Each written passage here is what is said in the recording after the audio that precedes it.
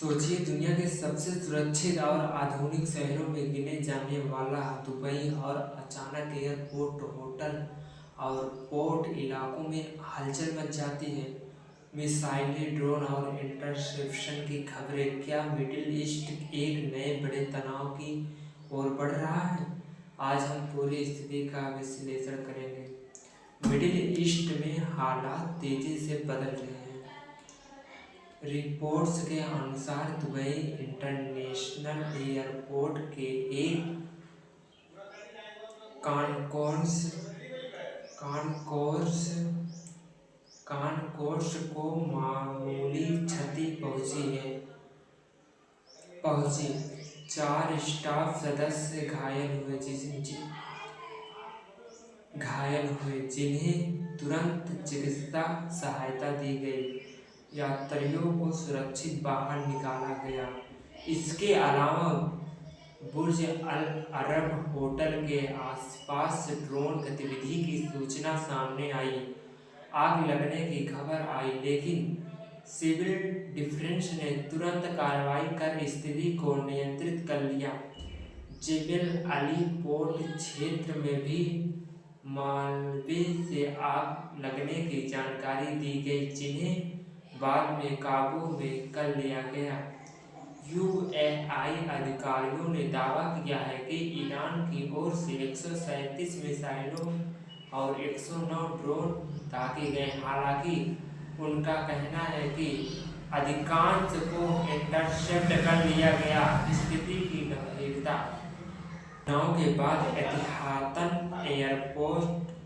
Air space अस्थायी रूप से बंद किया गया। कई उड़ानों को सस्पेंड या डाइवर्ट करना पड़ा। अबू धाबी एयरपोर्ट पर भी एक घटना की पुष्टि हुई, जिसमें एक व्यक्ति की मृत्यु और 7 लोगों के घायल होने की जानकारी दी गई। 1 मार्च को कुछ और विस्फोट जैसी आवाज़ों की रिपोर्ट सामने आई, लेकिन यूएई मीडिया कार्यालय ने त्वरित प्रतिक्रिया और नियंत्रण की पुष्टि की।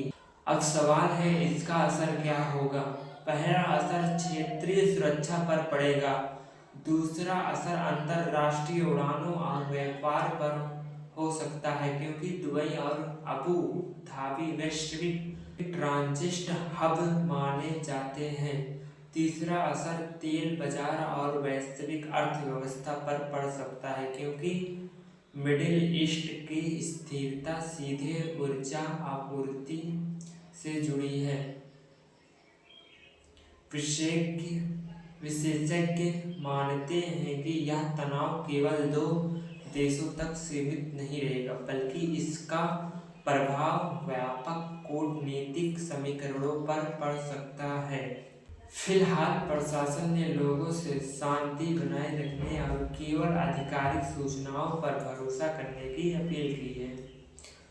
स्थिति लगातार बदल रही है, इसलिए सटीक और पुष्ट जानकारी ही सबसे महत्वपूर्ण है।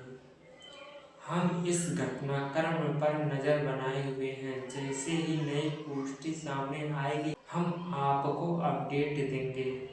संतुलित और जिम्मेदार खबरों के लिए जुड़े रहिए राजपाट फोकस के साथ। धन्यवाद। नमस्कार।